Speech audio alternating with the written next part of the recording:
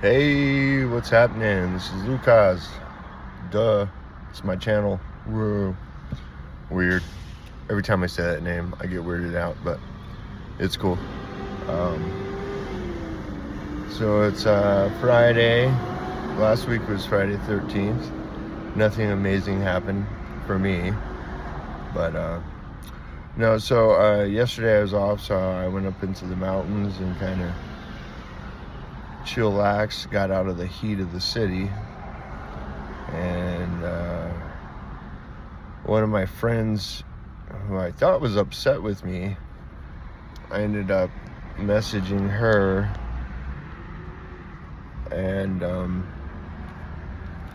come to find out she wasn't upset. I think she just needed space to process, because she's going through a lot, family issues and so on and so forth. So I was once again cleaning out my contacts, and last time I found her, I was cleaning out my contacts and recognized her name and number, but it had been so long since I talked to her, so I decided to go ahead and text her. I figured 2 weeks of not speaking maybe helped. You know, sometimes I can tune in really well, especially if I know the person and know, like, I can see the signs when they need like some space, and it's usually through body language,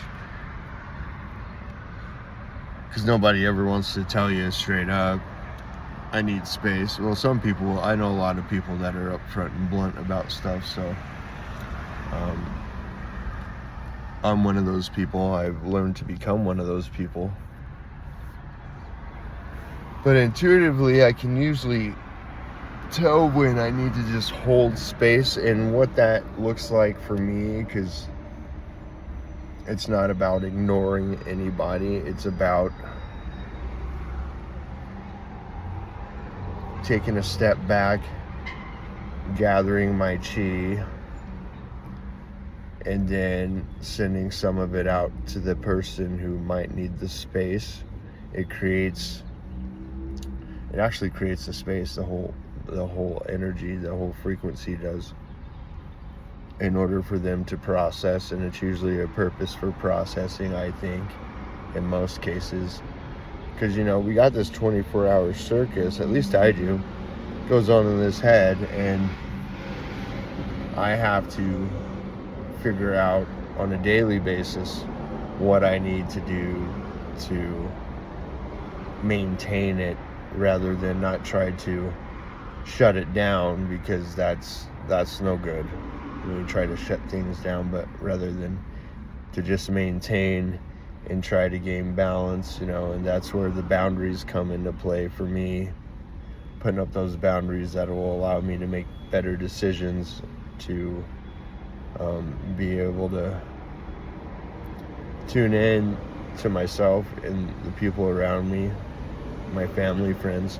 and know when to gather my chi and send out some of it, and just be still and not have to talk about anything and not have to explain things, just kind of, you know, be there energetically, basically. So I went out, so she invited me over, and we hung out, and we had some pretty good talks. We did some tarot card reading for each other, which was really cool. She made homemade jalapeno poppers, delicious. So I had a good day off, because usually I struggle. I have to create something to do or find something to do, and a lot of times, depending on where my mind space is at, it's hard for me to create things to do, and still try not to reach out too much to people, to where I'm like relying on other people to help me feel happy, when I'm just on this journey to see what helps me feel good and happy. And so far, I felt like I was gonna be cool with just staying in the mountains all day, but when I talked to her, I was like, yep, time to go hold space for some people, and, you know, allow them to vent, and, you know, So it was a good day, and I always learn something. I'm always learning about people and about myself and things that make us tick, you know. It was a good day off. So now, of course, I got Friday and Saturday to work, and I'll be off Sunday, and got invited to an event that costs usually like $300, and I may or might not go. It's a 100-mile drive, and it'll be right after work on Saturday. My friend told me I should go and go meet new people, because this is what this life's all about, is connections, making new connections, showing up and experiencing life rather than just remain in the struggle, I guess you could say. Kind of let loose of the struggle and hold on and be open to the brighter side of things, even though you still have to come back to your life per se outside of an event or a situation. You always have to. It's the great old saying that I heard in a 12-step program: no matter where I go, there I am. So therefore, yeah, if I'm not paying attention to myself and taking care of myself, I'm just having a problem with myself. So makes a lot of sense. I'm down with it. Sometimes I don't like doing it. Sometimes it's a tough process, because, you know, once again, we got the 24-hour circus trying to navigate our life, and it's not really it's not too accurate of a way to gain motion and meeting goals a lot either. So I kind of got to stay in that realm of setting these little goals that I can reach, and, you know, maybe setting higher ones as I go through life. But, you know, it's cool. I got very few friends, but the friends I do have, it's quality hang time when I do and meet up and suit up and show up and try to be there, try to be in the moment. This is what this is all about, is being in the moment, you know, because what we do right now could affect our tomorrow. Most definitely.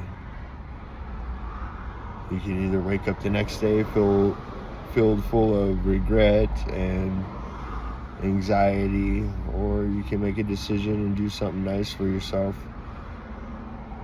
to where you wake up feeling blessed and grateful and humble. So I just wanted to talk about the holding space for people, what it looks like for me, and ways, you know, there's different ways, I'm sure, and modalities people would use for the process. Me, it's pretty easy because I've had a lot of practice to just hold space for people, because I think it gains, and if the person that you're connecting with is somewhat like an empath or a healer as well, then they can usually pick up on what you're doing, and it's greatly appreciated. It always has been. I've had moments like that with other people where I could definitely feel their spirit embracing my spirit. It's almost like a spiritual hug. That's what I feel like holding space for someone is. It's a spiritual hug that you feel deep within, that allows things, it opens up some pathways, I think, when you can touch people on that that cellular level, you know. I was gonna say molecular, but that's totally wrong. But so yeah, here we are with another day, another adventure. I'll be limping around today because Wednesday I lost grip of a semi-tire, and it came down and landed, or the top of it landed on my ankle, swelled up like a big old Bama. So I'm on day 3 of the healing of that, and it's actually looking a lot better, feeling a lot better, but I still got a little bit of a limp. My body wants to protect it, so it says walk lightly. Daniel-san. Anyways, that's enough banter for me. 10 minutes is good. I just wanted to share some things. Another aspect, another way that you can help yourself become balanced. And when you learn how to hold space for other people, and most importantly, hold space for yourself, in order to enable a more clean, what's the word clean? A more flowing feng shui way of processing and evolving without so much pain. And almost like a gratitude left behind with it. I'm very grateful I'm able to tune in and do things like that for people and for myself. So I continue to just practice, even on the days I feel like I don't want to be out and about and do stuff. I mean, last weekend I kind of did that little experiment and I got my energy real low and I didn't feel like doing anything. I was motivated for nothing at all but to be in the back of my car sleeping. And it almost I think I went into a depression for like 2 days. And then when I reinserted and participated at the Therametis rehearsal, everything kind of started to feel better and open up and flow. And I was like, okay, so this tells me I'm doing exactly what I need to do for myself. I'm on the right path for me. So that was nice to be able to do that experiment, you know, and take myself to that place on my own without being forced to go there, if that makes sense. Nobody likes to be forced to do anything. But when I see a window of opportunity where I don't have any plans and the window's totally open for 2 days to do whatever I want, I find an opportunity just to exercise different ways of thinking, different ways of evolving energy. And if I'm going to manipulate energy, I'd much rather, well, I don't know if manipulate might not be the right word, but if I'm going to orchestrate some kind of a energy transference or energy evolve to a lower or higher frequency, it's best that I try it on myself to see how I resonate, even though, because I think down the line there will be people that need what I have to offer in a major way, and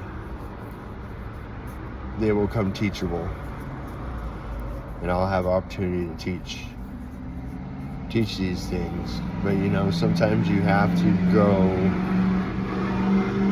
what you need to go through, no matter how horrific it looks. It's something we just have to do, and it's painful. So I feel like being able to focus on this way of living helps my crazy mind get distracted with more positive things and puts me around more positive people. Because it's funny, it's like I'll learn these things, and then I got a group of friends who sometimes don't seem okay and they need like a little direction, and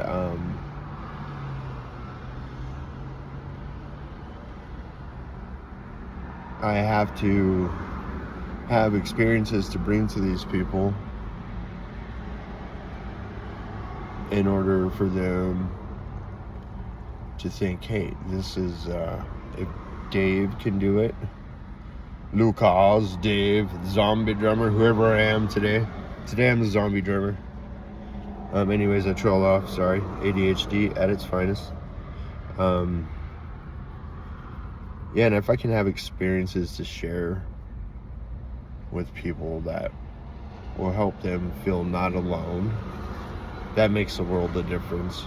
In my life experiences here, that's made helped me a lot to have that support and to know that I'm not alone when I go through struggles, because our minds really can mess with us and tell us we're the only one having this fucking issue, when it's clearly that it's not necessarily about the issue, it's about going through the emotion of the situation. Because I have another friend who, lost one of her kids to, the state or whatever, and I told her one day, I said, I can imagine how you feel. I am able to put myself in, and what that means, I'm able to put myself in your shoes and feel your emotions. So therefore, even though I haven't been through the situation, doesn't mean I'm not feeling the emotion that's linked to the situation. I don't see what the big difference is really, except for having to see and having to be,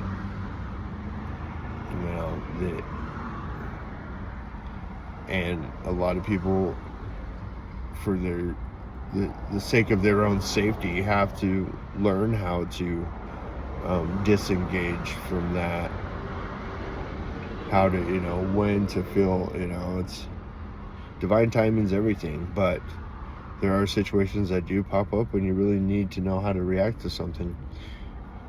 Because you can make, all right, let me bring it back to me. I can make really dumb decisions if I first move on one emotion, because the emotion's temporary. It always switches up. It always evolves to something hopefully better, and sometimes not so good, So it's important for me to be able to have those experiences to share, like it's the real deal, it's the real thing. So anyways, I'll let you go for now.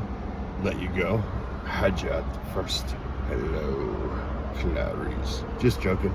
Anyways, have a great Friday and weekend. If anything resonates to you, feel free to leave comments and stuff.